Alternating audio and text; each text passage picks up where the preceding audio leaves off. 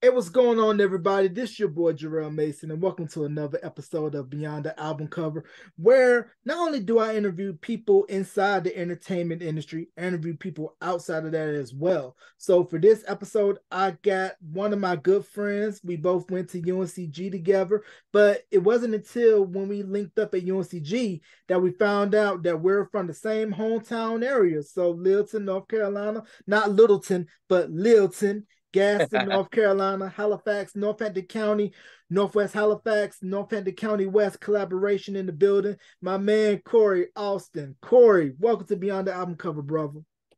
How you doing? How you doing, man? Man, I appreciate you taking the time out, man. But yeah, it's crazy how we didn't really know each other until UNCG and that we're from the same area. We probably knew the same Exactly. people. Exactly. That is always going to be crazy to me. Like, because our area being so small, you would think that we knew each other no matter what. But hey, just like how they always say about the 252, whenever you meet somebody from there, it's gonna be family regardless. So you family to me, man. Yeah, man, because I remember like it was yesterday. I think it was Brennan, Sam, Jerome. We all were at, I think, Show Smooth Show. Now, Chris Lee, who's doing big things over at WRL, shout out to Chris. And come to find out, I think somebody had mentioned where you were from. And I was like, yo, I'm from Gaston. You were like, yo, I'm from Littleton. Like, oh, word? You went to Northwest? Oh, I went to Northampton West. Oh, word. That's what's up. Exactly. Exactly. I think that's how it went down as well too. So we can definitely go along with that.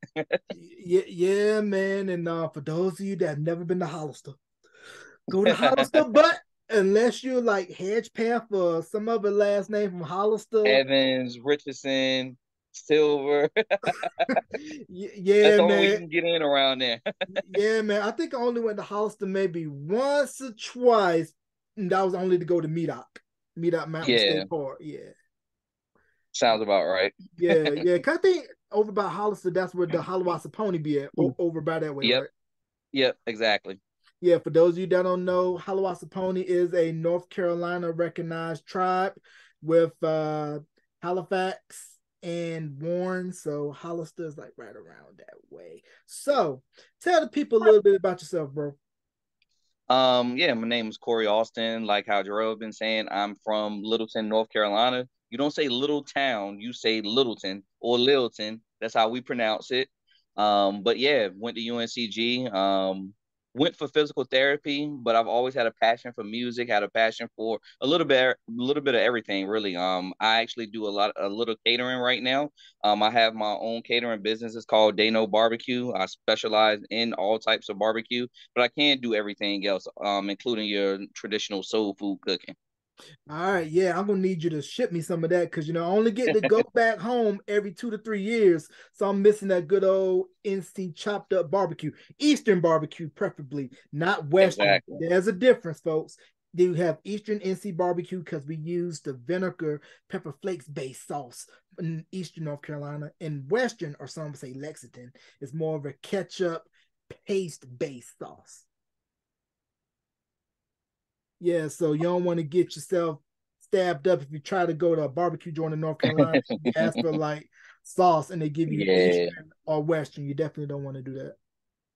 exactly. Yeah, but the reason why I brought you on because we were just having a random Facebook conversation. We're talking about how hip hop is 50 years old and coming off of that Grammys performance that Questlove curated with the medley from LL Cool J, Grandmaster Flash, Furious Five, Salt and Pepper. The list goes on and on with all of those acts that ended up going from the elders to current day.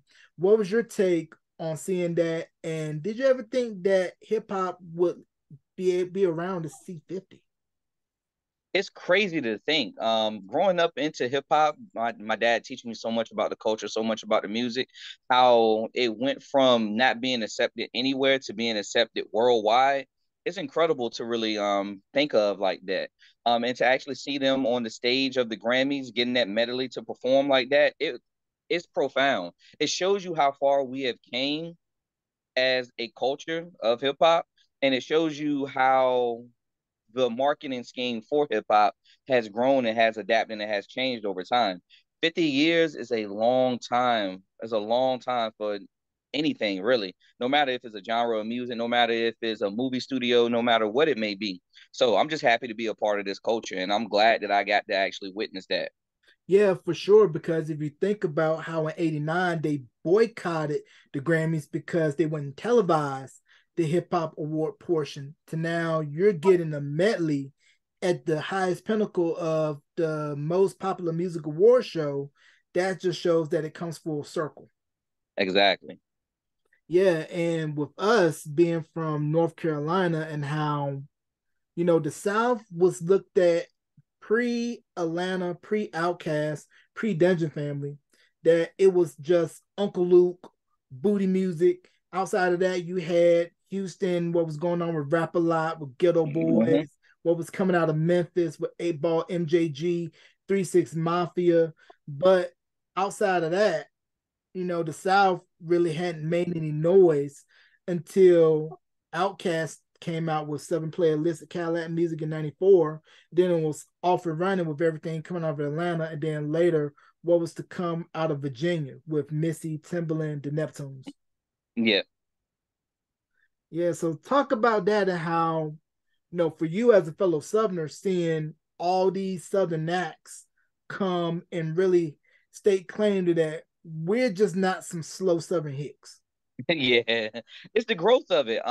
We follow the culture, we follow the trends, and we create our own trends because that's the thing about hip hop music. Whereas everything is not going to sound the same. You have your own distinct style. It's just like how, once again, I'm with cooking, so every area has its own genre or own taste or own sound per se, in a sense. So with us, we're just more of the laid back flow. We like a nice drums. We like our stories to be told a little bit differently than what you would hear from your traditional West Coast, Midwest, or even East Coast style music.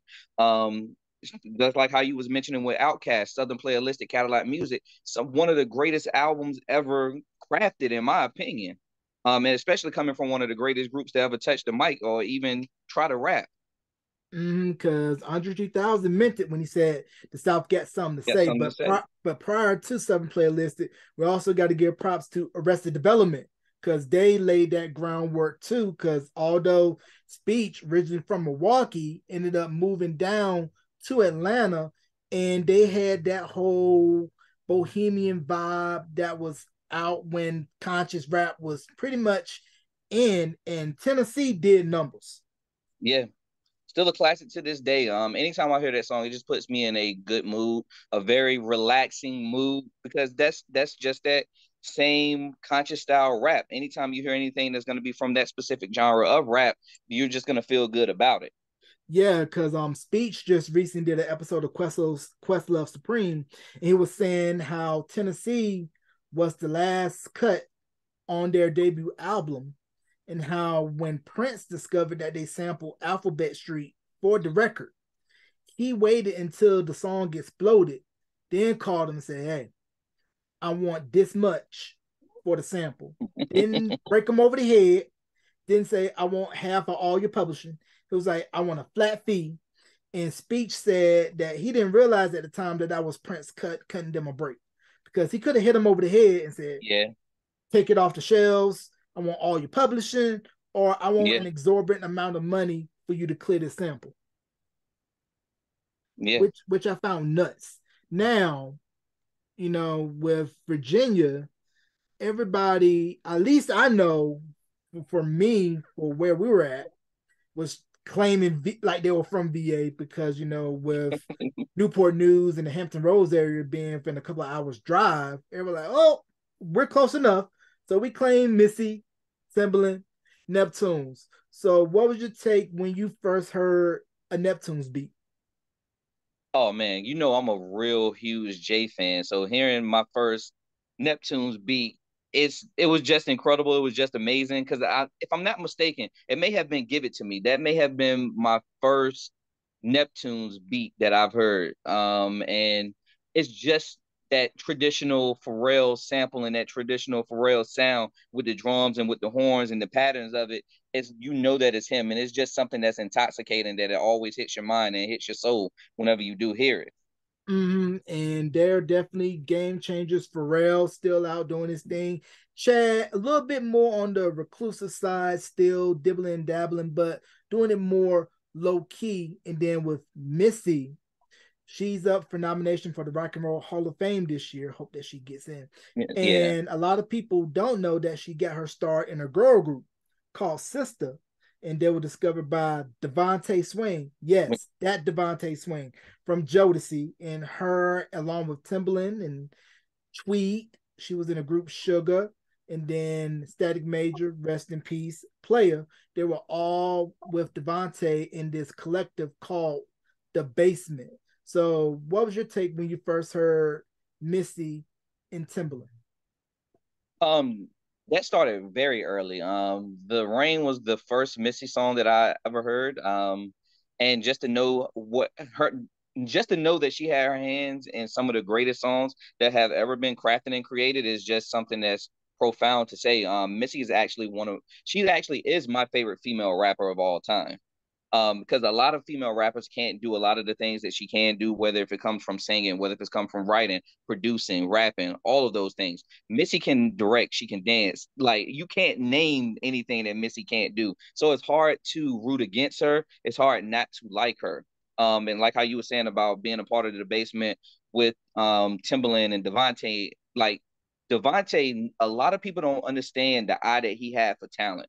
He literally had an entire label of acts that we know of and that we grew up on, and he had them working. They were creating some great music. I don't know if you mentioned Genuine, but Genuine was there as well too. Yep. He sure was. And I believe they had an album already in the can with The Basement, but once Genuine and Timbaland left that collective, that was when Genuine got his deal, and then they recorded Genuine the Bachelor. And Mm-hmm. once Pony came out, it was off to the races for him. Yep. Yeah, and speaking of Jodeci, I think the first time when I found out that they were from Charlotte, and I was like, yo, they from right here, you know? And that was nuts, especially seeing, the family dynamics with Casey, JoJo, and then later Anthony Hamilton and Fantasia, and Yeah. how that just really just set it all off. And North Carolina, I think now, hip hop wise, has finally gotten its just due because we got some spitters here. Yeah. Yeah, we have a lot of, even if you're looking at up and coming spitters, we have a lot of young spitters. We have a lot of known spitters. And it's crazy to think about it. All of this actually derived from us predominantly being more known for R&B music. Yeah, because you have J. Cole from Fayetteville, for those that don't know. You got Rhapsody from Snow Hill. Shout out to the About to. 252 Greene County. We got I believe Swank 252, right? Yep. Swanks from around the way. Okay, all right, Swank 252. And of course, gotta start it off with Little Brother, who I felt had they would have came out right when social media wasn't still in its infancy, Yes.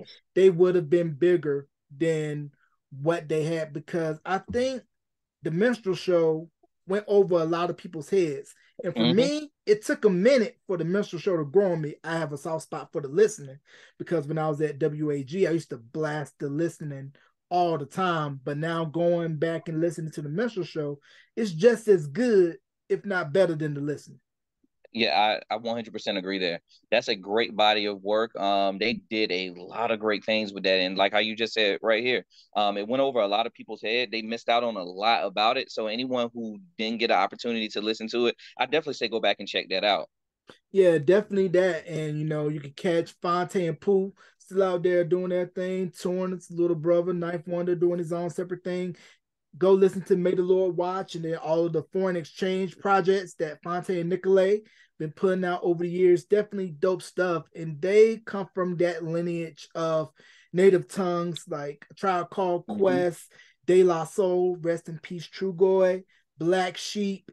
And while we're on the subject of De La Soul, what was your take on finally hearing the news that De La Soul finally got their streaming back on all major streaming platforms, finally for the first Huge. time? But sadly, we lost True Goy right Yeah. before all the albums got put to streaming. And he's not able to reap the benefits of the labor of finally having their music be introduced to a newer and younger audience. Yeah, it's huge. It's huge to know that now you can open the door to a younger demographic that may have not known anything about them, knew anything about the more native tongue type rappers, like how you was naming before.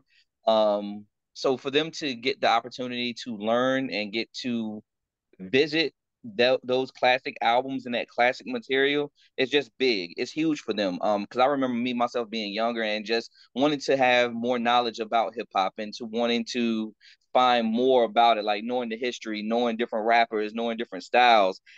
We didn't have a streaming service back then. So you had to actually have records. You had to actually have CDs.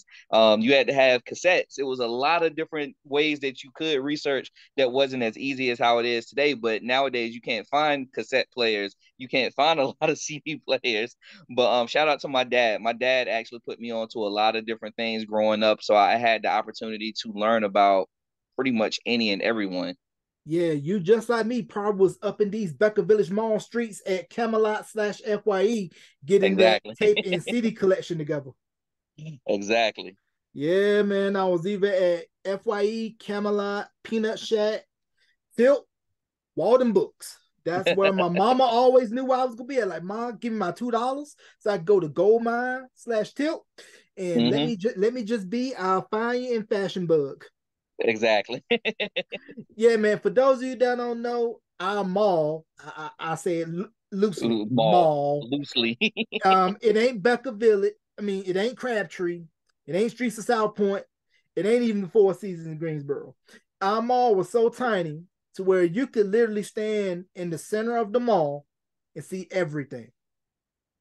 And it had the Hmm. nerve to have a directory in case you get lost. I'm like, you can't get lost. You just stand in the center of the mall. And you like Kmart straight down, Jace Penney's over here. You have K's over there, Belt over there. And it was Foot just action down here, foot Hibbett Sport. action, Hibbit Sports, Athlete's Foot. Man, and this just crazy to think how, both of us come from the same area to where at one point in time, textiles was the big money maker in Halifax and Northampton County, along with the agriculture, and how once a lot of those textile jobs went away, that was when our areas went to become decrepit, and everybody just had to pack the bags and go and follow where the jobs were. Yeah. Yeah, it is crazy to think about. I look back on it now because I have a lot of family that still stays back there. But they're making way. They're making way. I cannot be upset with it. I love going back home. I love seeing everyone. It's always a great time whenever I get the opportunity to go home. Yeah, I feel the same way. Like I said, I'm out here in New Mexico. I get to go home every 2 to 3 years, see family, but it's nothing like being out there and having your foot in that dirt on those Hmm. rocks, especially in the summer, and taking those trips to either Lake Gaston or Car Lake.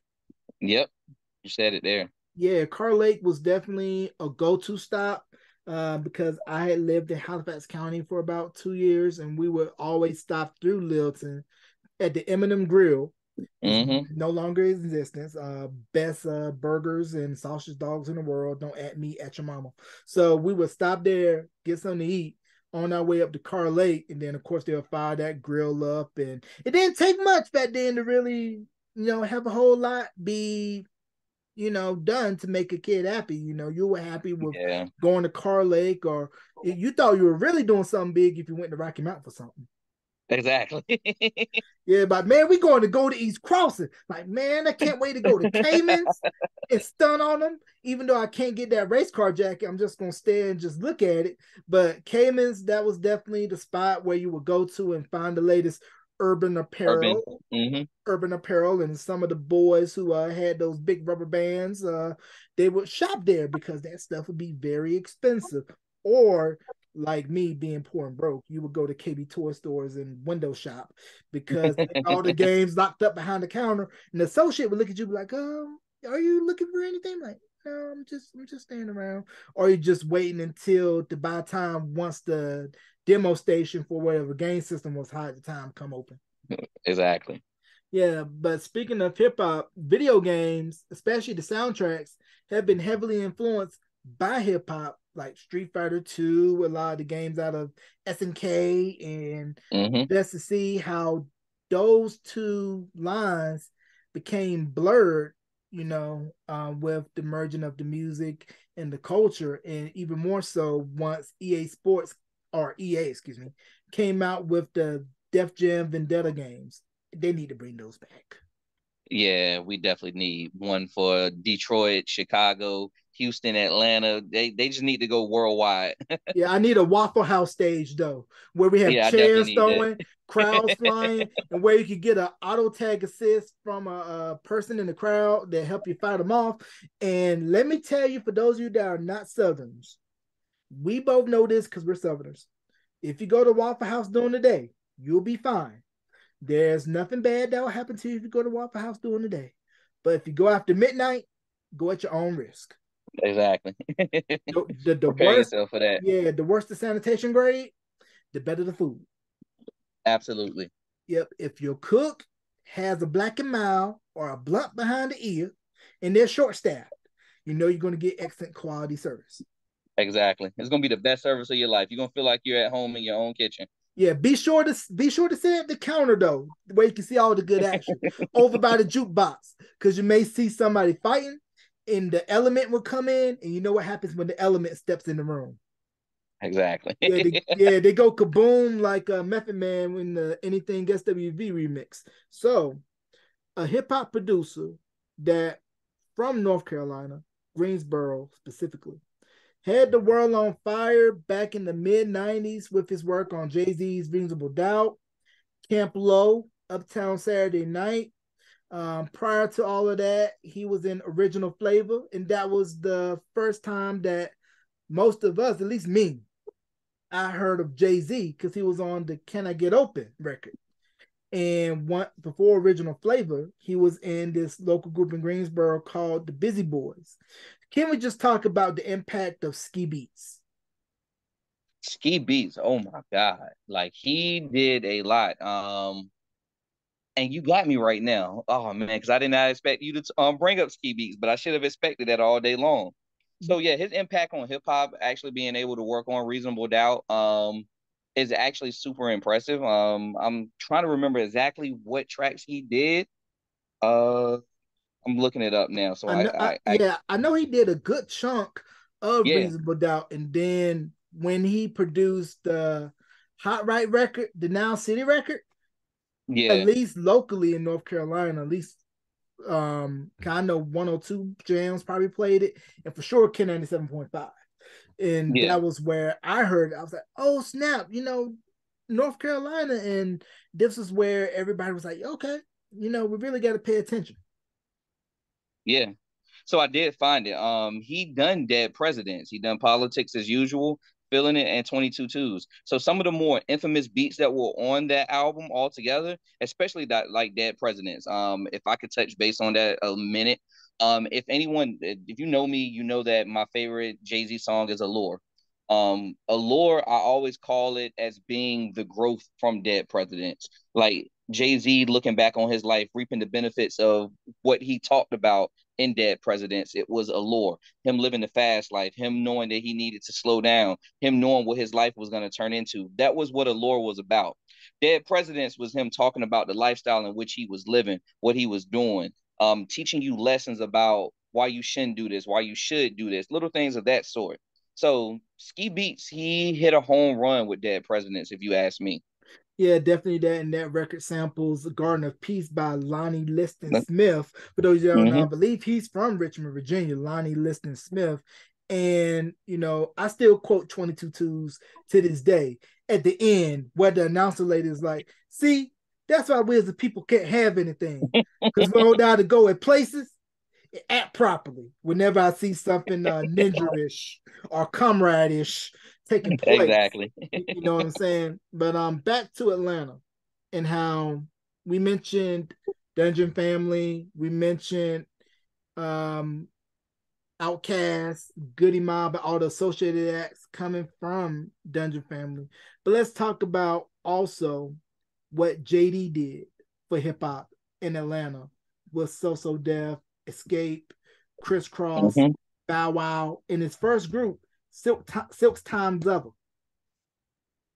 So yeah, if you ask me with JD, JD is one of the more infamous minds in hip hop. A lot of people they try to outcast him and they don't try to give him the level of legend that he deserves. But anytime you mention a Puff Daddy, you mention a Dr. Dre, you mention acts like that, you have to mention JD because of everything that he did. Whether or not if it's being more hip hop cultured or if it being more R&B cultured. When it comes to R&B, he actually touched two of the biggest albums of our childhood when it came to R&B with Confessions and also with the Emancipation of Mimi.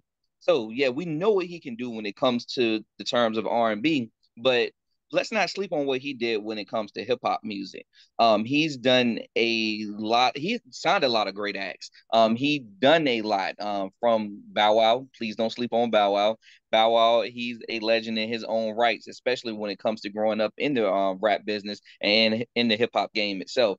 He's one of the first younger acts to be under 15, 13 years old and to actually have a very successful hip hop career. Yeah, and with Chris Cross, man, their impact could not be understated. Rest in peace, Chris Kelly, and how Yeah, they had us wanting to wear clothes backwards. backwards. Still do it to this day at times. If I'm Yeah, going to a 90s party, oh yeah, let me throw this jersey on backwards really fast. yeah, because when Jump came out, it sprang up like gangbusters with the sample from the Jackson 5 Want You Back, Funky Worm by the Ohio Players, and totally crossed out. So mad units. And little fun fact, DJ Nabs, who was Chris Cross DJ, originally he's from North Carolina. I did not know that. Yeah, he's originally from the Bull City, from Durham, and then he ended up moving to Atlanta, and then of course doing his thing in ATL. So a little bit of a fun fact for those that don't know. But you mentioned JD and how he was able to simultaneously go between hip hop and R&B with his hip hop work, and then with his R&B work with Usher, Mariah Carey, Escape, and how he's in the Songwriters Hall of Fame. I Yeah, felt with that strategy and him straddling both lines, he followed the blueprint that was laid by Mr. Yep himself, Teddy Riley. So let's talk about Teddy yeah. Riley and the influence of New Jack Swing. So I'm glad that you actually bridged over to Teddy. Teddy, once again, he's one of the first people to successfully create his own subgenre in hip hop, with being New Jack Swing. New Jack Swing Classics itself, the Guy album, oh my God, one of the greatest albums, if you ask me, when it comes to talking about New Jack Swing. A lot of various New Jack Swing hits. Jay-Z has one with Horace Brown, Things to Do for Love, great song. Gina Thompson with Missy. Um, oh my God, what's the name of the song? And he did a whole bunch. I mean, he did Heavy D and the Boys, he Yep. did Kumo D, and we cannot forget, if it was not for him, we would not have a classic album that set the New Jack Swing genre off. And that's Make It Last Forever from Key Sweat. Not only that, but he's partially responsible for Bobby's breakout album as well too. Yeah, true. My prerogative, even though that whole album was pretty much a LA and Babyface produced album, but it was a Teddy Riley record that really launched it, and how a lot of those cuts were done when he was still living in the St. Nicholas projects in New York. Hmm. It was very DIY, do it yourself. And I think I was telling you in the previous chat about how when I worked at the radio station back home in Weldon, how there was a plaque for the Make It Last Forever album, because I guess Keith Sweat came to perform at some little hole He in the did. wall club in Pleasant Hill. This was before he blew up and exploded. So think about it. If you were at that club in Pleasant Hill that night, you got to hear Make It Last Forever really before everybody else caught on and it became what it became. Funny story. My parents was actually there, and my dad told me that story as I was growing up. He remember being there. Oh, and did he do pretty much all the cuts off of All Make the It Last album. Yeah, Forever? he pretty much did the entire album. Oh man, that's crazy. I'm still trying to picture Keith Sweat being in, I think it was the Zodiac Club at the time, in Pleasant Hill off Highway 301.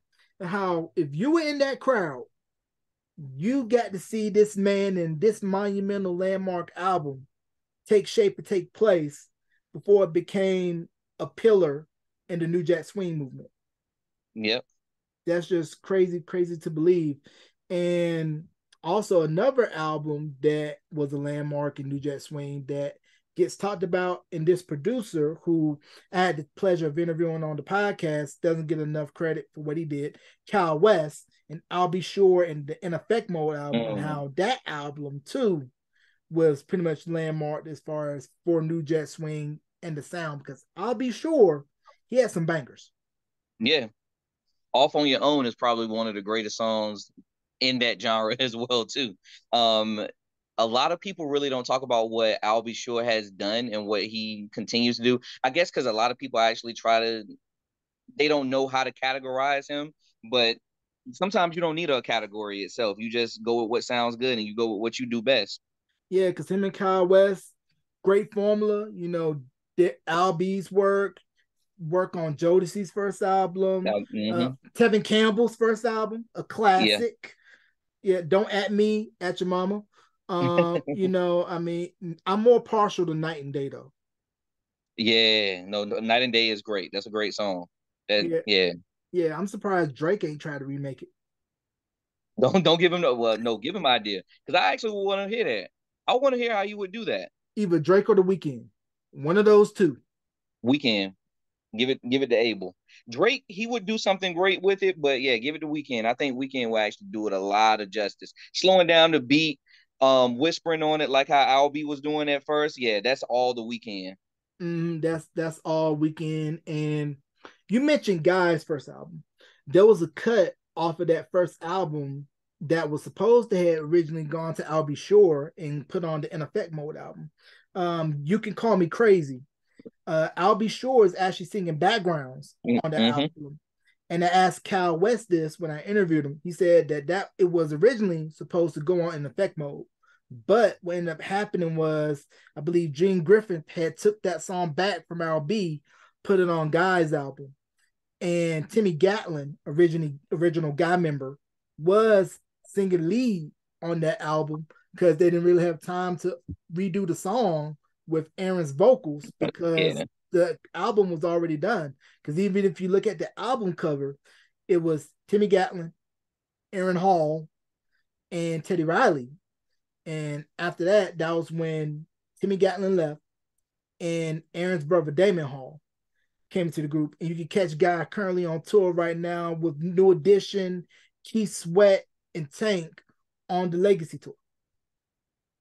gotcha. And also too, I wanted to touch back on because we were just talking about Teddy and everything. We can't talk about Teddy without talking about the one classic, not just the one, but without talking about Remember the Time. Like you cannot talk about Teddy without talking about that song. Well, how impactful that has been and how big of a hit that is. Not saying that it is his biggest hit, but whenever you get to do a song with or for Michael Jackson, that's pretty much going to be that's the crown of your career.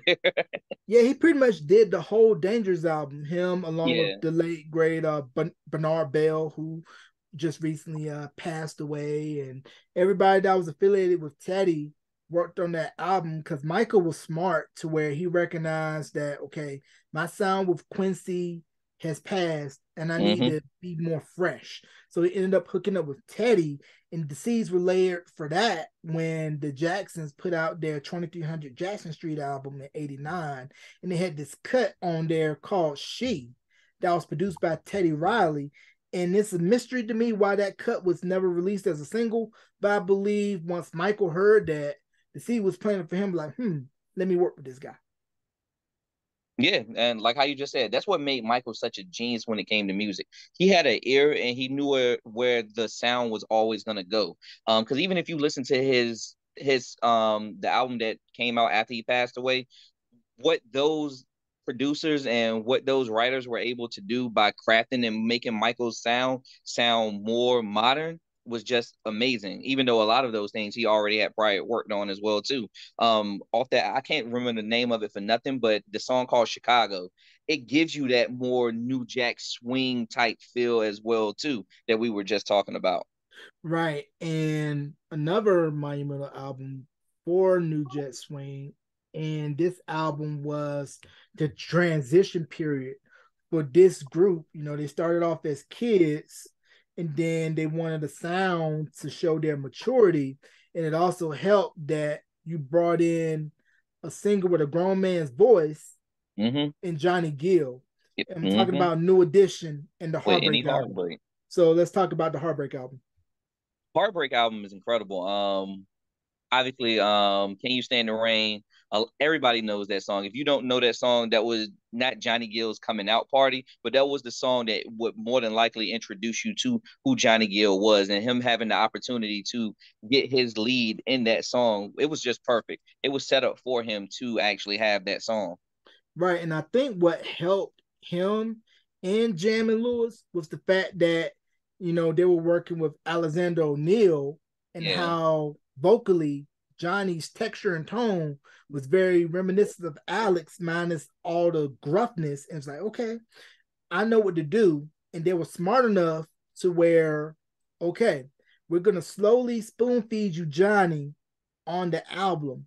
So by the time that back half of the album hits, you Mm-hmm. finally get to hear and then with the videos see what moves that they wanted to do prior to Johnny coming in, but now everything lined up once Johnny came in, and in the end, it ended up working out well for the group and for Bobby because look at Bobby and what he did with Don't Be Cruel. I mean, that album sold 10 million, went Yep. diamond, best selling album of 89, and he had that street and sweet look and sound to where I can look and be a rapper if I want to, but I can also sing for the ladies and dudes not hate on me for it. Yeah, Bobby Brown, the original R&B thug, if you want to look at it that way. If you ask me, that's the true king of R&B. Bobby had it all.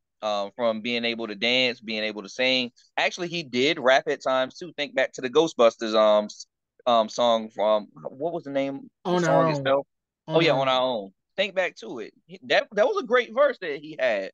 Right. And if you go back and listen to his debut album, King of Stage, although it was light, airy, fluffy, and bubblegum, the title track at the end of the album kind of showed you the direction that he wanted to go in sound wise. But later it became like that when Don't Be Cruel dropped. Because, like I Yep. mentioned, LA and Babyface earlier produced that whole album, but it was Teddy Riley and My Prerogative that really launched off Bobby. And then what should have been, I think, a sweet time for both parties because Bobby went on the Heartbreak tour with New Edition. He originally was opening on the tour, and then later ended up closing because he was so white hot. And as we saw in the New Edition story, it was like a lot of tension between all six guys, you know, and both groups were having massive success. And I'm glad to see that all six of them are back and touring and really enjoying the fruits of their labor and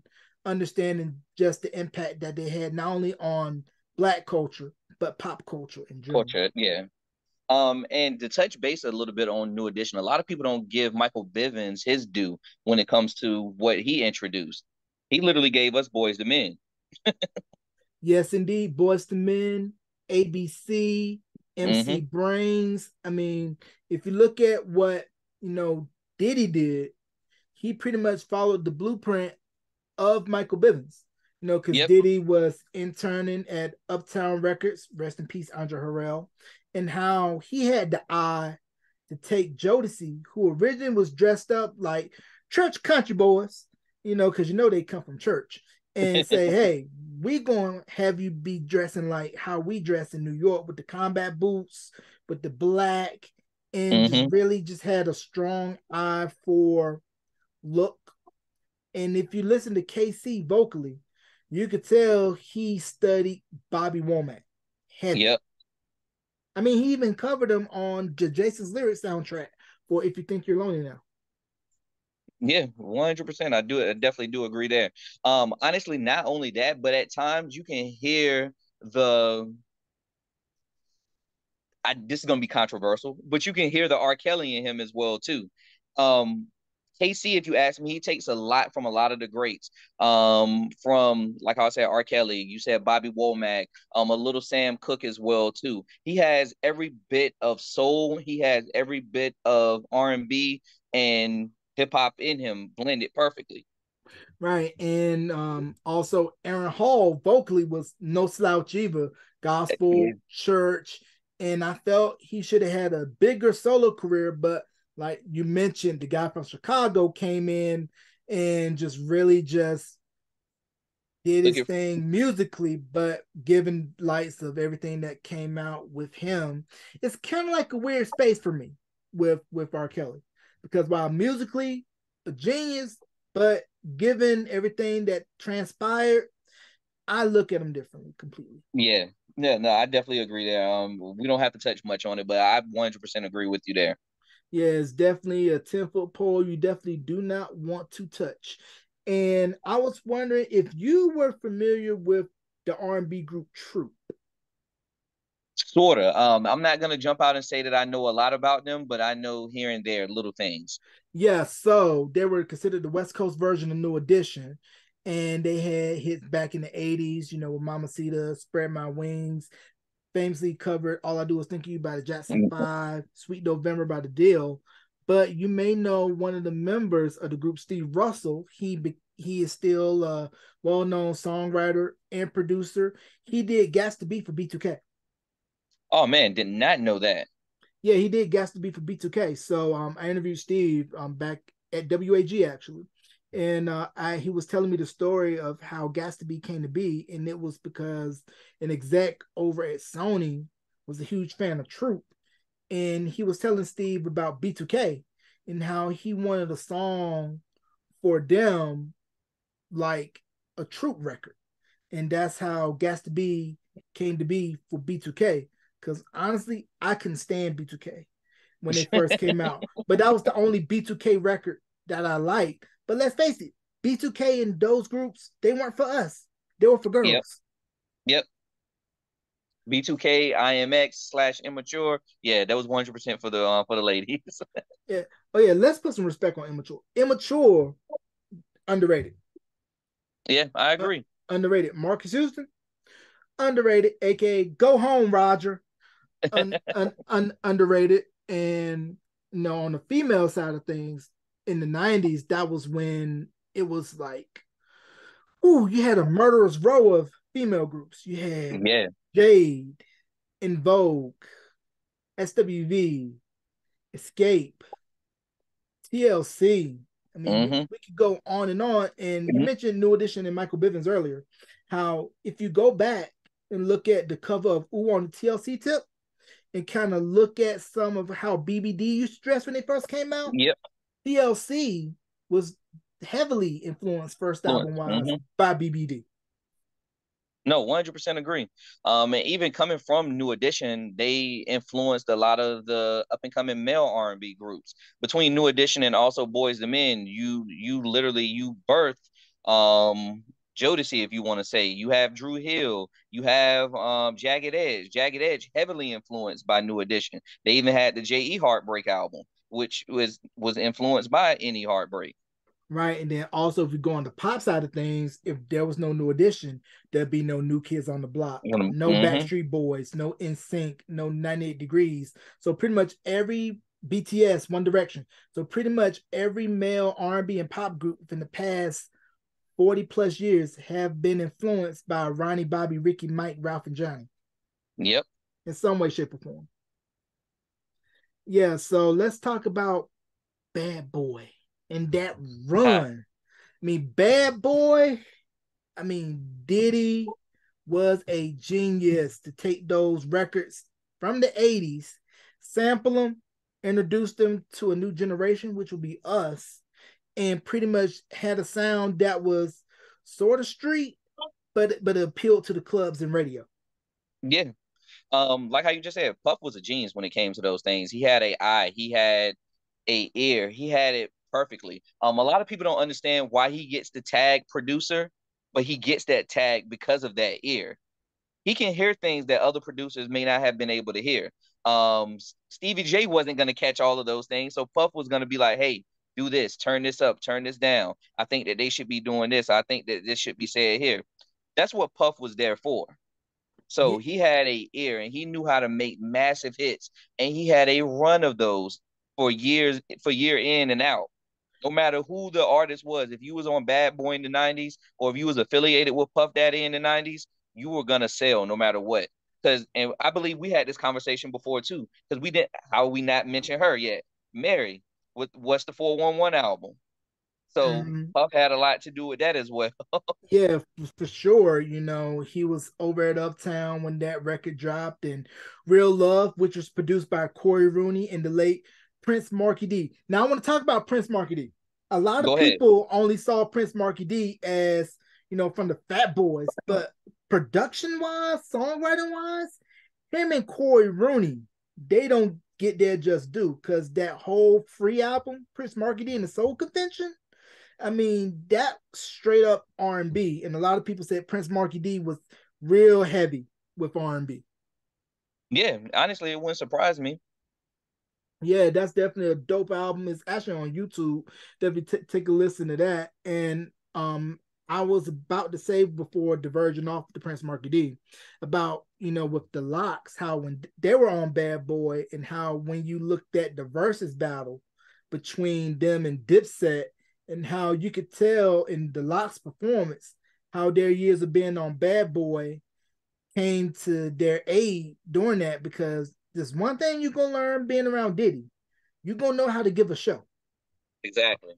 Yeah, that's another thing as well, and which Puff touched a lot of people when it comes to teaching them and showing them how to perform. Even if you weren't on Bad Boy, he made sure that you knew that because he touched Jay in those ways as well too. He showed Jay how to actually perform and like get away from the street side and become more commercial. A lot of people may not like the Volume One album, but the album was executive produced by Puff as well too. He had a lot of songs, well, a few songs up there that if you ask me, they shouldn't have made the album, but they still worked in part with the album, and they introduced Jay to a more commercial side itself from Imaginary Player to Sunshine, um, The City Is Mine. We don't speak on I Know What Girls Like, but those songs, those were Puff songs that you could tell that he probably wanted to give to Biggie, but the untimely passing of Biggie, he couldn't get those songs. So why not give it to the next person that was going to be up to take over for the East Coast? Right? Because if you look at the Sunshine video, you can tell it was Bad Boy influence. Exactly. Come on, shiny suits, big baggy suits, bright yellow suits, Dame shade. Dash doing the Dame Dash dance. Yeah, that Scream Puff was influencing it. He was behind the scenes on that. Right. And you know, that collection of producers that he assembled with the Hitman, you had D Dot, Harv Pierre, Tony Hmm. Dope, Easy Mo B, Stevie J, Jack Knight. I mean, Yeah. they had a murderer's row of songwriters and producers. Mary Brown, songwriter. She was originally in the group Abstract, which was signed to GR Productions. That was Gene Griffith and Teddy Riley. So once again, connection from Teddy Hmm. to Diddy. I mean, if you go listen to a lot of those Bad Boy albums, especially the R&B ones, 112's first three Yeah. albums, Face albums, I mean, it was no skips. Yeah. Total. Yeah. Total too. I mean, and you mentioned Biggie and how, you know, Biggie, he didn't really have a chance to really have that long body of work due to his life being cut short. Same thing like Pac when they both passed. It was almost kind of like, you know, they left a good body of work, but we wanted to be able to hear more had both of them not Yeah. passed so young, so tragically. Yeah. Yeah, so what was your take on the whole West Coast movement when that hit with Dr. Dre, and Snoop, and Death Row? And I know for me, watching BET and MTV, that's why I thought California was like, even though it was Southern California. But as we know, if you were to go up north to Northern California, it's a completely different culture than Southern California. But that's what most of the world think of California as, is what we saw in those videos and what we heard in The Chronic, and Doggy Style, which this year is actually the 30th anniversary of that album. Yeah, I mean, like how you just said, like it was different. It was very influential as well too, because that's what we always wanted, and not wanted, but that's what we thought that everything was gonna be if you ever visited over there. Um, it's a different sound. It's a more lax sound. While they're talking about different things and doing different things than what we grew up on or what we were used to seeing, it still was just something about it, especially those Dr. Dre samples from the Chronic. One of my favorite songs of all time is "Let Me Ride." I just love that song. It's just really what it is. You can ride to that song and just relax and just be free flowing all day. West Coast hip hop. My favorite West Coast rapper is Too Short. His sound is something that is completely different than anyone else's will say. I think is more suited for this day and age and more suited for the clubs. Whereas when he came out, he was more considered to be local and underground, and they didn't know how to actually market his stuff.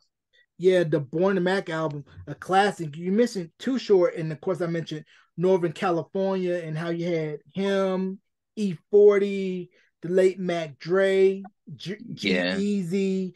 Of course, it wouldn't be started off rap wise in Northern California if it wasn't for MC Hammer. Now Hammer was pushing units. Y'all gonna put some respect on Stanley Burrell, MC Hammer's name. I mean, please Hammer don't hurt him. I mean, if it wasn't for him, Will Smith, Jazzy Jeff, the Fresh Prince, Mm-hmm. rap would not have been as accessible to a mainstream audience because they were able to move pop units.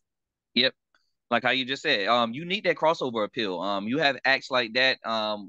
Also too, you have to include Vanilla Ice. Like that was still rap as well too, but they allowed the transition from being what we know and what we listen to making it more mainstream and being able to move units and being on pop stations and being in suburban areas that allowed the genre to grow. So if it wasn't for them, we wouldn't be looking at hip hop being in video games, on movie soundtracks, being heavily influenced by motion pictures like Creed 3 and everything.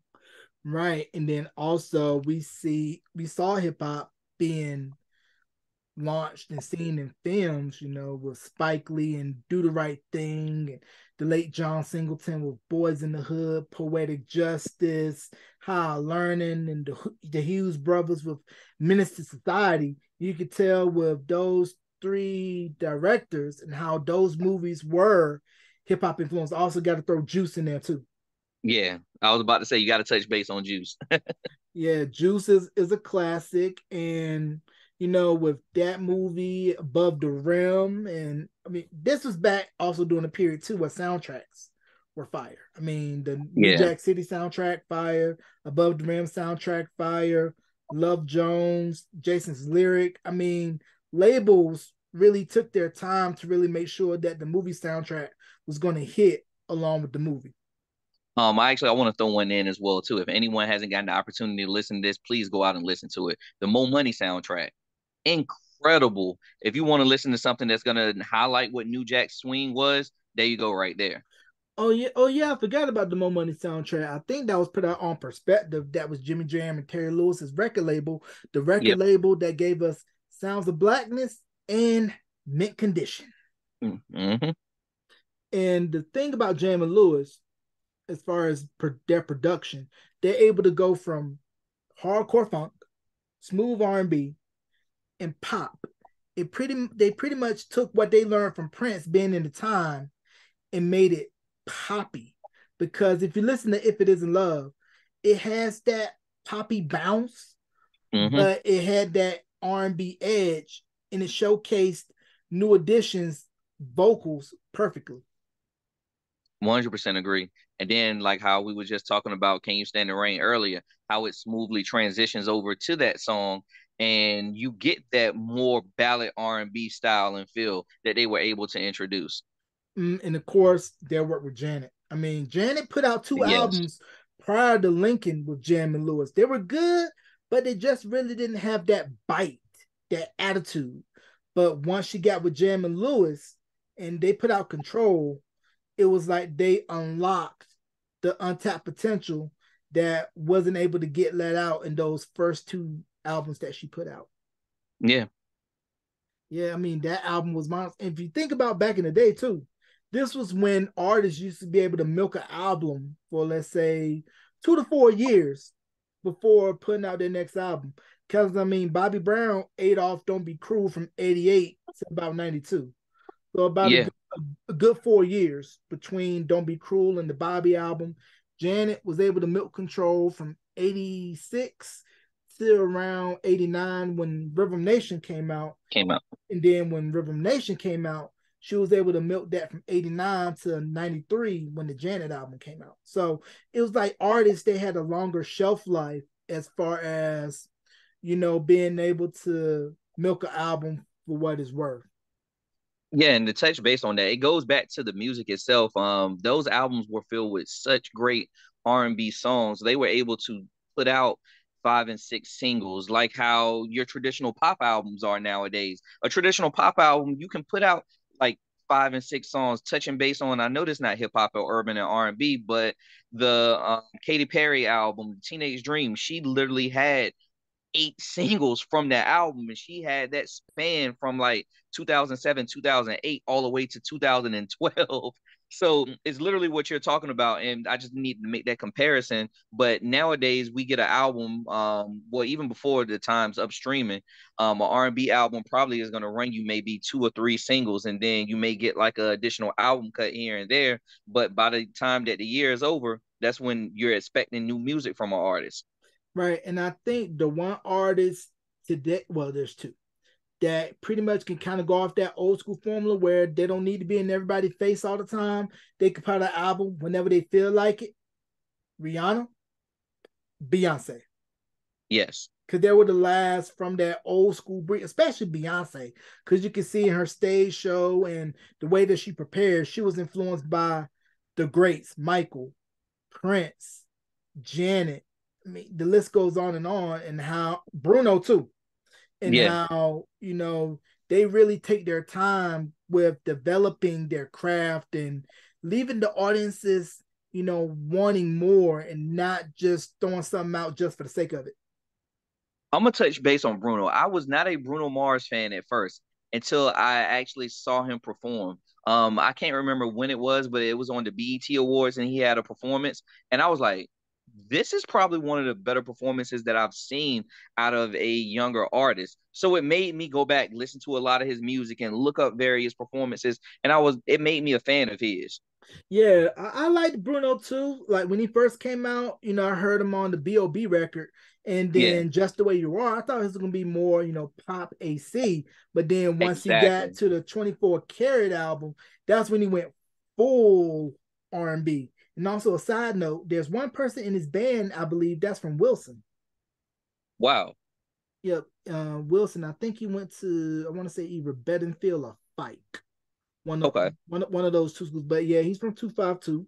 I mean, and then also think about this too, and how you're reintroducing older styles of music to a younger audience, because not only with the 24 Karat album, where it was heavily New Jack Swing influence, you go Mm-hmm. listen to the Silk Sonic album with him and Anderson .Paak, and how that album was a love letter to the 70s.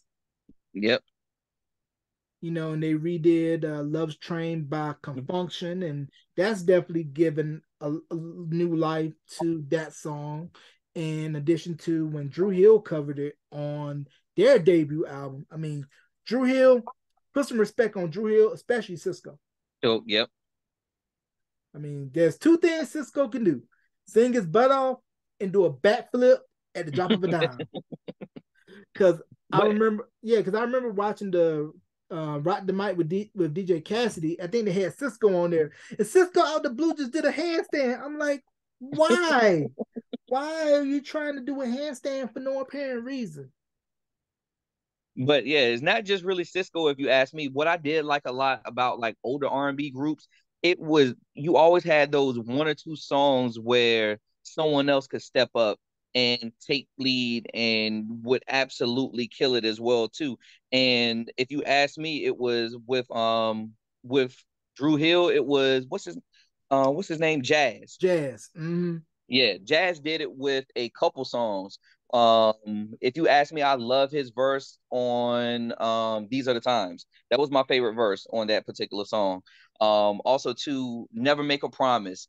That was his song. He did absolutely incredible with it, taking over that song as well. So yeah, like that's what I love about a lot of older R&B groups. Once again, spinning back on the block with 112 and what Puff did, he done that a lot as well too with 112 because notoriously it was always Slim taking over, but at times he would have Mike jump in and take lead on a couple songs here and there. And also during that time period too. If you want to know why 90s kids were so adventurous, the music. I mean, Freak Me, Knocking the Boots, Downtown, Anywhere. Anywhere. I mean, I thought Downtown was about going shopping, but it wasn't until later I was like, oh, that's what the intros come inside. I'm like, oh, now I know what they were talking about. Because this was back in the day when if a song was explicit, you had to go get the clean version or the radio edit of the record. Or if your mom didn't want you to have the dirty version of an album, you went to Kmart or some other retailer and they had the clean version of the album. Yeah. Yeah, that was during a time where everything wasn't at your disposal and you had to go find and go seek, whereas now it's all out in the open. Now I'm curious to know, were you team Cash Money or team No Limit? No Limit. Why? It's because I grew up on that. Like, I mean, I thought Cash Money was cool. Like, okay, all right, y'all got a couple songs here and there, but it was just hard to go against what No Limit had and what they were doing. He had Mr. Ice Cream Man, then you had C Murder, Down for My Niggas. Like it's hard to go against those things. Whereas you felt like for the most part when Cash Money was coming up, they were more poppy, they were more commercial. Whereas you felt like No Limit was more down in the gutter and more hip hop. Make them say was a hood song, but it crossed over. Yeah, because I mean, No Limit, they stay putting out content. Because I remember seeing in the back of the Source magazine and Vibes all of the ads for all of the upcoming No Limit albums like Mac, Cain and Abel, Hmm. Mercedes, Silk the Shocker, C Murder, Master P, Mr. Fiend, all of the other acts coming out of No Limit, how Beats by the Pound, they don't get talked about enough for all the production that they did for No Limit and Yeah. all the songs that they did. But my favorite song out of that No Limit produced was Somebody's Watching Me by True. I mean, Ooh. Mia X, her verse, her Yeah. her verse on that record. I put that up there with anybody. I mean, she killed that. Yeah. And I think another reason why too, like what allowed he and No Limit to be more universally accepted is because they worked with other artists. If you think about it, when Cash Money first came out, they stayed in that same pocket that they had. They only really worked with their self and stayed in that same nick, especially when it came to production. It was always Manny Fresh doing everything.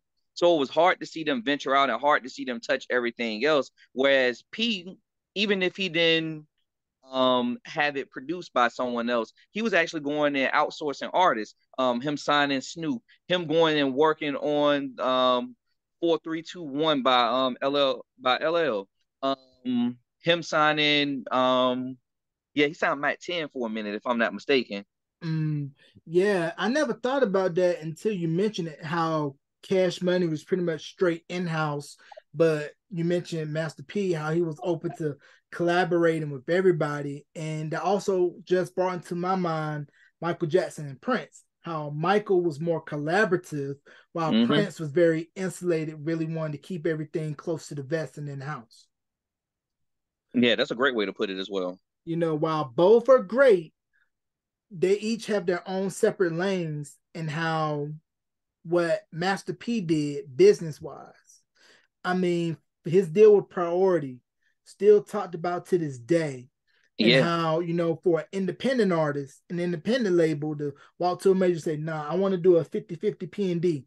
P&D does a press and distribution, and where you all split, because typically it's normally the other way around where the label is going to get a good line share, you're going to get a small fraction, And I didn't know this until the No Limit Chronicles that No Limit Records actually started out in the Bay. Yeah, they started out in Richmond, California. So he pretty much had that same hustle like Hammer, Too Short, E40 of, do it yourself. I'm going to go ahead, print up these records, press them, make enough It makes buzz, sense. and then have the labels come knocking. So that way you can have the leverage when you negotiate. That makes sense. And you can tell that he actually introduced that to the South as well, too. So that makes a lot of sense. And like I said, the South has really been all about, independent, really been on your hustle. Like we mentioned, Jay Prince and Rap a Lot. Mentioned what was coming out of Memphis, 3 6 Mafia, 8 Ball, MJG. You had Uncle Luke and Luke Hmm. Records, and later Slip and Slide, and how the South was really focused on, we're gonna do our own thing here.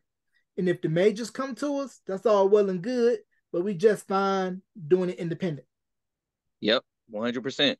And then that's the other thing as well too with the South. I always, and I did mention it a little bit earlier about how it's the South, but everyone had different sounds. If you think about every place else, Chicago and Detroit always kind of sound similar. New York, Philly, and New Jersey, they sound similar. West Coast altogether, they have their different sounds here and there, but you still hear the influence from them. Whereas in the South, Miami music didn't sound nothing like New Orleans music. Houston music didn't sound nothing like Atlanta music. It was all a different sound, and it collaborated perfectly whenever they worked together. Right. And I think the main problem with North Carolina before J. Cole and Rhapsody and Little Brother broke was that we were right in the middle because we were getting everything. We was getting what was coming out of Philly, the tri-state area, what was coming out of Atlanta, New Orleans, Houston, and it wasn't to where we were able to find our own identity Hmm. because we were getting so much stuff coming in from these different pockets of the country as far as music wise. Yeah. Another area that ran into that as well too, if you ask me, is the Midwest. So with the Midwest, obviously Detroit and Chicago, they had their own sound, but then whenever you come down to like Cleveland and Cincinnati and St. Louis, they didn't know where their sound was gonna come from until you had Nelly popping up. Nelly popping up and then giving them that authentic sound that they had that created something for them as well too, because you would think that they were probably going to sound like maybe Memphis, or they probably was going to sound like Chicago or Detroit or even sound like Texas, but they didn't. Yeah, because also in the Midwest you had Slum Village, Hmm. Common, The Brat, Crucial Conflict, Twister, Do or Die, of course Kanye from out of there, and how it kind of took the Midwest a minute to find its foothold, and also Eminem, Voice the 5'9", and how just like the South, it takes a minute to find your way, but once you find your way, it's all smooth sailing. And then if you think about Outkast, how you mentioned them earlier, I believe no rap album has won album of the year since Speaker Box Love Below. It hasn't, and that album, um, and a lot of people don't know this, but that Love Below album, it created a whole subgenre of rap once again. So shout out to Andre 3000 when it comes to that. He introduced that sound and it evolved into being 808s and Heartbreaks. It evolved into Kid Cudi's career. It evolved into being Drake's career and part of Future's career. Because a lot of people don't know Future was actually a part of the Dungeon family. Yeah, original rap name was Meathead, and he's Yep. related to, I want to say, what, Rico Wade, right? Or is Yeah. it, yeah, Rico Wade. And then fun fact about Dungeon Family, the band Brick ain't gonna hurt nobody. Dad's Sleepy Brown's daddy was in Brick. I did not know that one. Yeah, Sleepy Brown's daddy was in Brick, and then of course, and Jazzy Faye's daddy was in the Barcades. Yeah. Yep, and Atlanta. We mentioned JD. We mentioned Dungeon Family. LaFace set up shop there, and Hmm. that pretty much opened up the door. But the one that I think really kicked it down, Little John. Yep. when Little John came onto the map and he created his subgenre for hip hop, that's when the sound, in a sense, stopped being more catered to East Coast and West Coast, and it just moved straight to the South. It Little John should be given the respect that he deserves for not only creating crunk music, but also for introducing a lot of Southern artists. Because if you listen to Yeah, that was a crunk record. Lovers and Friends, great record. And if you throw any early 2000s crunk era record, a fight is gonna start. Yep. Yep, because when Bia hits, a fight. When Nucky V Buck hits, a Mm-hmm. fight. Anything Pastor Troy, a fight. Head Mike buster. Head Buster, fight. Might Get You by David Banner, fight starter. Mm-hmm. Tear the Club Up, fight starter. Rest in peace, Gangsta Boo. Let's talk about 3-6 Mafia and 8 Ball MJG and the influence of Memphis in hip hop. You can't talk about Memphis rap without talking about what they did for it and how they ushered in that particular sound itself. 3-6 Mafia and everything that they've done for music, um, especially Juicy. We talk about, well, we don't really talk about DJ Paul as much as we should, but him and his production is just as good as Juicy J's. Juicy J just introduced his own sound as they've gotten older and after they won their Grammy and everything. That's when Juicy J started getting his due. But DJ Paul done a lot as well for that particular sound. Yeah, and then 8 Ball MJG. I mean, the Coming Out Hard album, Yeah. one of those pillar albums that really put Southern hip hop on the map, along with Southern Playalistic and Mm-hmm. Ghetto Boys. We Can't Be Stopped. Because when you look at what Jay Prince did with Rap a Lot, and then how that translated to what was to later come with the movement that Slim Thug, Paul Wall, Mike Jones had, and Suave House, Swisher House, and Tony Mm-hmm. Draper, and of course, I would be remiss if talking about Houston hip hop that we didn't mention the influence, the impact of UGK. Rest in peace, Pimp C. Yeah. Pimp C, another one of my favorite rappers, man. I grew up on Pimp C. I don't even know how I started liking Pimp C. It was just that I like this guy's style. It's different.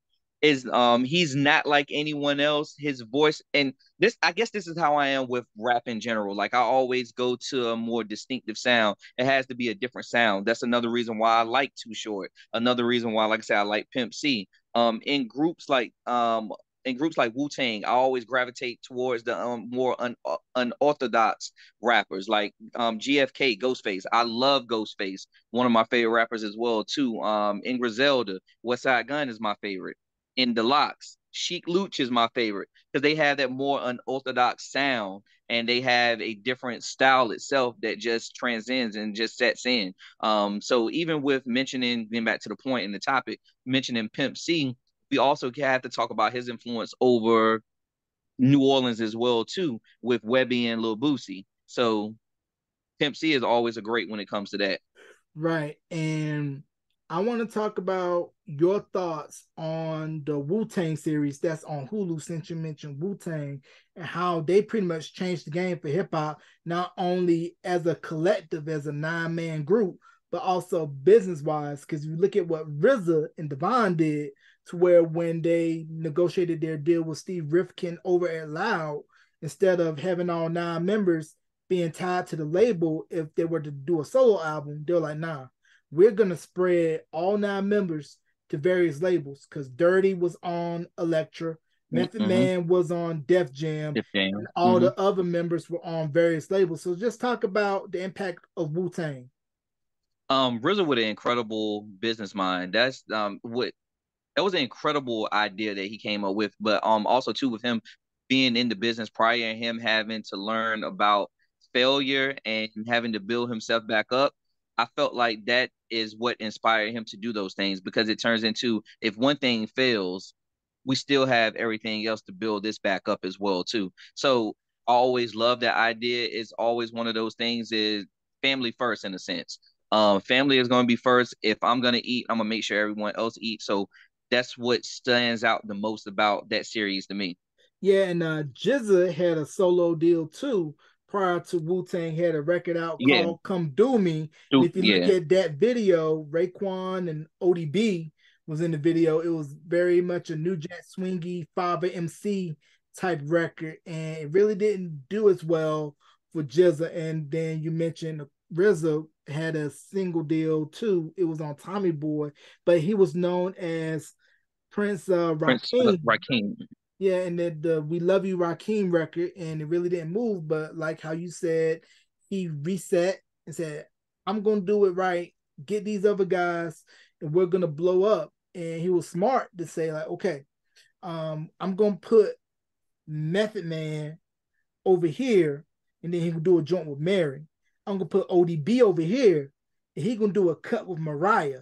Now, you mentioned Diddy earlier, and Diddy was one that produced the fantasy remix for Mariah, and it felt then that Mariah could let her hair down and not be this Hmm. button-up prop princess that Tommy Mottola and everybody over at Columbia really wanted her to be, because she really wanted to be a R&B chick with edge, and she didn't really get to express that until the fantasy remix. Yeah, no, and that's an incredible song. That album itself is incredible. Um, if you look at all that she did after that, and you look at everything that she did before that, before then, we knew who Mariah Carey was, but we didn't look at her as being urban. After that, that's when we felt who Mariah Carey was. Yeah, we felt that big Mariah energy. And Yeah, exactly. real quickly, let's talk about Rough Riders Run, rest in peace, DMX, and also Dipset's run too. Because Oh my Dipset, God. y'all gonna put some respect on Dipset and diplomatic immunity. So, yeah, I mean, we can just start right with Rough Rider. Literally led by DMX. The best thing to happen for Rough Riders though is getting the locks from Puff. Them getting off that label and going over to Rough Riders, it just enhanced what they wanted to do. They embodied that gutter gritty sound that you would look for from a Rough Rider song. If you saw that Rough Rider double R tag, you knew who it was. You knew what you were gonna get. If even if it wasn't DMX on the song, you knew you was gonna get probably Jadakiss as well. So it's not just DMX that was leading that sound. If you ask me, it was always Jadakiss as well too. And we got to put Eve in there too. Yeah, yeah. Getting Eve was real big for them as well. Because that was during that time when rap crews or labels in a sense, they needed to have a female with them because they wanted to more market and appeal to the ladies as well too. Because obviously the women are always gonna have something to say. Eve with Rough Riders, Emil with Rockefeller. I'm trying to think who else. Rod Digger was with Buster um Yo Yo was and then affiliated with Ice Cube, and yeah. I think Lady Rage, she got co-signed by Snoop, I believe. Yeah, she did. So she was on Death Row. So it was a lot of them that popped up around that time as well too. Because and the last one, how am I forgetting about her? You had Remy Ma, Remy Oh Ma yeah, Fat with Joe. Terror Squad. With Fat Joe, and let's talk about Dipset. Dipset, man. The one person who doesn't get the most respect that they should get from Dipset is Jim Jones. He held everything together when Wells wasn't dropping music, when Cameron wasn't dropping music. A lot of those Jim Jones albums are very strong albums, and a lot of people never really got the opportunity to listen to them. If you go back and listen to them now, you will hear the growth in those albums. You will hear how that sound has aged beautifully. So Capo status. yeah. Like growing up, I was not a Jim Jones fan at all. Especially once again, I'm a J fan. So them leaving Rockefeller and dissing Rockefeller, man, I don't like these dudes. But as I got older and I realized like you can't be like that. You don't work for them. Right, and then Listening to the music itself, like it was literally what they said. There was some beautiful music. right, and another run that I think got blasted at the time when 50 came in and killed Ja Rule's career. But if you look Mm. back now, Murder Inc. and what they did should be applauded, especially Ja Murder Rule and Ashanti. Yeah, Murder Inc. had an incredible run. Once again, we talking about styles and creating different subgenres. A lot of people really don't like to give Ja Rule the respect that he had because they always want to say like, "Oh, he just sung on records. Oh, he was just da da da da da." At the end of the day, that R&B rap style that we heard Ja Rule do a lot in songs, that's what allowed us to get a Drake. That's what allowed us to get a J. Cole harmonizing on these songs. If we didn't get that, if we didn't get that from Ja Rule, we wouldn't have that now. No, and then of course 50 came in. He had buzz when he put out How to Rob, and Right. then Get Rich or Die Trying, and everything that came out after that. And now he's more known for the Power Universe and BMF, to where he don't need to put out another album. Yeah. 50 is one of those people you have to say is an incredible business mind and an incredible businessman because he knew what his bread and butter was going to be. He knew when he first came in, all right, I know I need to diss this person because I don't like this person. That's gonna make my music sell. I know that I need to diss someone else when I'm about to put this album out. All right, cool. These things are calming down. Let me try to venture out more and see what else that I can do to make sure that I stay relevant. Oh, let me sign this shoe deal. Oh, let me go ahead and get this deal with vitamin water. Let me go ahead and do this until he finally found his niche when it came down to how you said the Power Series. A lot of people don't know, but 50 had one of the first blog sites with thisis50.com. A lot of people did not know that. Mm-hmm. And what was your take when you first heard Eminem? I grew up as an Eminem fan, believe it or not. A lot of people see me how I talk about Eminem now, but I was a huge Eminem fan. He was my second favorite rapper. Literally the first album that I bought, and I don't know how I was able to do this, but the first album that I bought was the Marshall Mathers LP, and I was 12 years old. Yeah, I ended up buying the Slim Shady LP at South Park Mall in Colonial Heights. It was on a school field trip, I might add. Thinking with the Sam Goody, brought the cassette. They ain't ID me or nothing. And I remember going back to the bus, pulling out the bag, the Slim Shady LP. Everybody, yo man, record it for me. And when I listened to that thing, I was like, okay, this ain't Vanilla Ice. I mean, he legit. I mean, if Dr. Dre co-signs him, then he got to be legit. Yeah. So yeah, like no, I always thought that M had the talent. That first half of his career, like even if you want to look at the music that he put out before Slim Shady LP, because he had music out before then, and everything he was doing with D12, it was a lot of good content, a lot of good substance that was in it. Even though he was talking about a lot of wild stuff, it was still stuff that you could understand and you could follow. I feel like as time has went on and we get to more of your post the Eminem show music that he was putting out, it started becoming more along the lines of I'm bored with this and I just want to show y'all that I know how to rap. I don't care if you understand what I'm saying or if I'm what I'm talking about, but I'm gonna show you that I know how to rap. And I don't feel like we need that from him because we all know and we all understand that Eminem can rap. He can Mm-hmm. rap better than about 95 to 98% of rappers that have ever lived. Give us the content, give us the substance that we know that you can actually put out. Right. And your thoughts on Kendrick Lamar?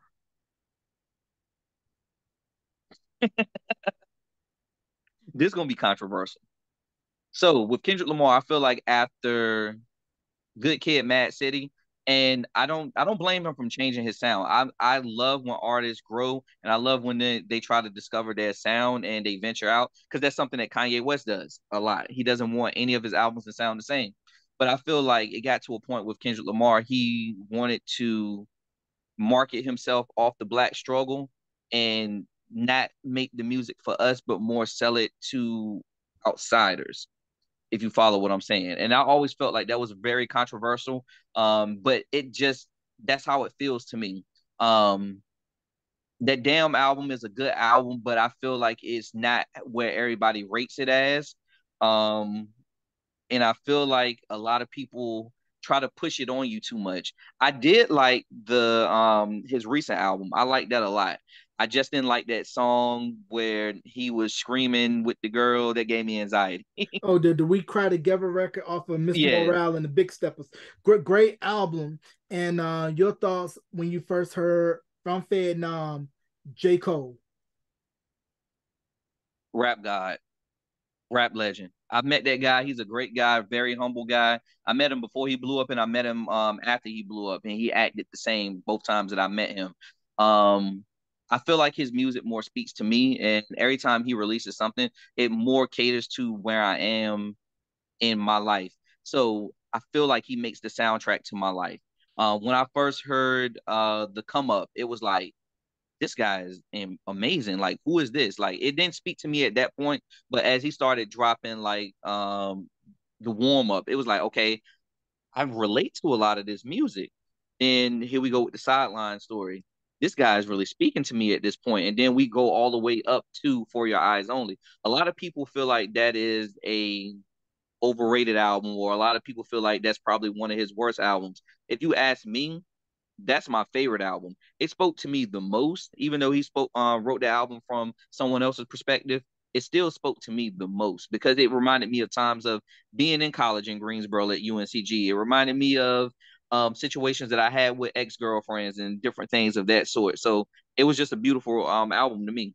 Yeah, I definitely agree. And also the fact that, he's from the crib, just added extra love for him, with him, Rhapsody, and just like, yo, they're from NC and they're really, doing their thing. And like I mentioned earlier, how I felt it was at that moment when NC hip hop, got its just due, because we all thought when Petey Pablo came out that he was gonna be next in line, because Raise Up came out. It was a big hit. We were taking our shirts off, twisting it like a helicopter. And I know in Northampton County for sure, when he mentioned all the different counties, he mentioned Halifax. And I was Yep. like, nah, he ain't mentioned Northampton, but close enough. That was us. We got real hype about that part. You could go to a party and he said Halifax, everybody screaming it. Yeah, but I could claim Halifax County though, because I stayed at P&J for 2 years. Oh yeah. P&J Trailer Court Lot 15.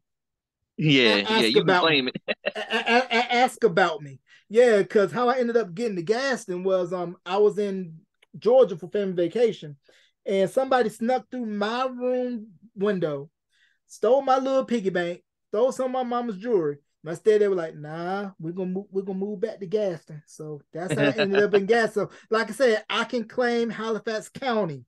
Like I said, P&J Trailer Court, real rough. Ask folks if you've been out at P&J, you know. Yeah. Yeah, And one more take before I get you out of here. Where do you see hip hop going for the next 50 years? I mean, we celebrated the first 50, so where do you see it going the next 50? It can only grow from here. We see so many different subgenres. We see so much different music. I saw a post on Facebook the other day. It was this one rapper. I want to say he was out of either Chicago or Detroit, where he quit his job and he just put out so much music to the point where he was a he was making money off his streams, but he was making anywhere from 15,000 to $25,000 a month. And I'm looking at it like, I've never heard of this guy before, but he earned my respect off that alone because you have to put out so much music. You have to put out so much in order to get that quality to make that much money. So it's just a respect thing when it comes to people who are doing it like that, because naturally music is going to be a hustle nowadays. But you still do have people who have that same passion and that same love that we grew up with music. So it's going to keep that soul central hip hop core elements. They're going to always still live. But yeah, hip hop is just growing. I'm happy to see where it goes. I just want to keep studying it. Right. And honorable mention, when we mention hip hop crews, I want to give honorable mention to State Property. Yeah, yeah. Beans and Freeway, that Philadelphia Freeway album. I mean, that album will get you all the way right. If you don't know, go listen to it. I was just And listening to some older state property freestyles a couple weeks ago. Pull them up on YouTube. Back when they would just go into Hot 97, because a lot of people don't know, and that's what I actually miss about the hip hop elements as well too, where rap crews will actually go into not record labels, but they would go into radio stations and do their freestyles. It was nothing that was pre-planned, nothing that was predetermined, like how we see on the LA Leakers or we see on Big Boy's Neighborhood or even on Sway. No, those things are like, oh yeah, we need you to come up, write a freestyle. These guys were like, no, we're gonna go to the station, we're gonna take over the station. And yeah, it was just some incredible work. Because random fact, a lot of people don't know that's the reason why we got the Grammy Family Freestyle from Jay-Z.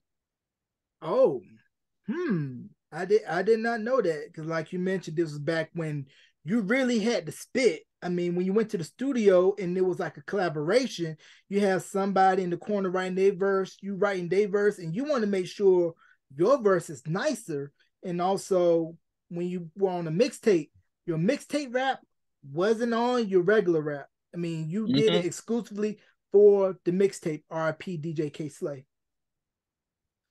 Man, so man, any shout outs you want to give before we close? How can people find you on social media? And just go ahead and have at it, bro. Um, yeah, I mean, just shout out to my dad. My dad, once again, he birthed me into this culture. His name is Corey Alston on Facebook. But yeah, he made me who I am. I market myself and I put myself out just like how he does when it comes to hip hop music. I'm always going to be thankful and appreciative of my dad for those things. But yeah, if you want to find me on social media, my name is Corey Alston Jr. On Facebook, on Instagram and Twitter, you're going to look at C Note 577. Yes, sir. And you can catch this interview wherever you stream podcasts and on YouTube at youtube.com/slash beyond the album cover. And be sure to follow the Facebook group at facebook.com/slash beyond the album cover. Ladies and gentlemen, great talking with my fellow 252 brother, even though he went to Northwest Halifax and we beat him all the time. My boy, Corey Austin. Corey, thank you for coming on, man. Appreciate you, brother. Yes, sir.